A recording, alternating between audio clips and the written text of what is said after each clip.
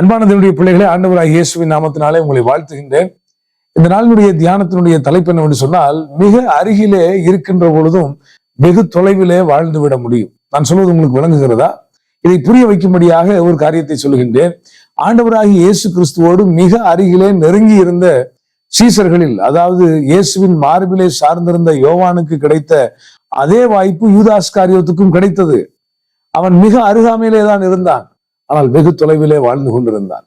அதே போலதான் யோவான் ஸ்நானகன் என்கிறதான இயேசுவுக்கு வழியை ஆயத்தப்படுத்தின தீர்க்கதரிசியினுடைய, கர்த்தரால் அனுப்பப்பட்ட அந்த மனுஷனுடைய, யாரோடும் எதற்காகவும் சமரசம் செய்து கொள்ளாத இந்த யோவான் ஸ்நானகனுடைய வார்த்தைகளை விருப்பத்தோட கேட்டு வந்த ஏரோதுவை குறித்து மார்க்கு 6ஆம் அதிகாரத்துல நம்ம வாசிக்க முடியும்.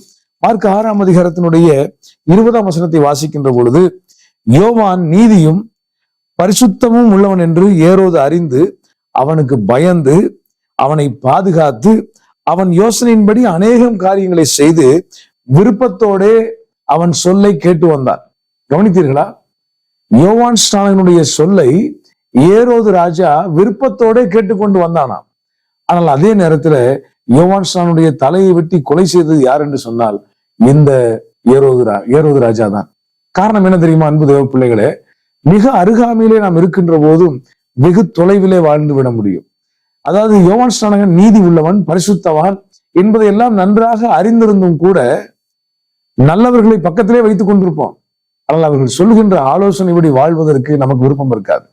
மேலே இந்த 6ஆம் அதிகாரத்தினுடைய 18ஆம் வசனத்தை வாசிக்கின்ற பொழுது, நீர் உம்முடைய சகோதரியின் மனைவியை வைத்துக் கொண்டிருக்கிறீர், அது தவறு, அப்படி செய்யக்கூடாது என்று சொன்ன இந்த யோவான் ஸ்நானனுடைய ஆலோசனை அவனுக்கு பிடிக்கவில்லை.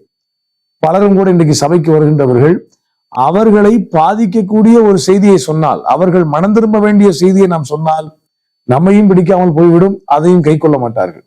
தங்களை பாதிக்காத பல விஷயங்களை மிக சந்தோஷமாக கேட்பார்கள். அவர்கள்தான் வேதத்திற்கு அருகில் இருக்கிறவர்கள், வாழ்க்கையிலே வெகு தொலைவில் இருக்கின்றவர்கள். மிக முக்கியமாக ஒரு உதாரணத்தை சொல்லுகின்றேன். ஒரு கள்ளன் பரதீசுக்குள்ள எடுத்துக்கொள்ளப்பட்டான், மற்றவனோ கைவிடப்பட்டான்.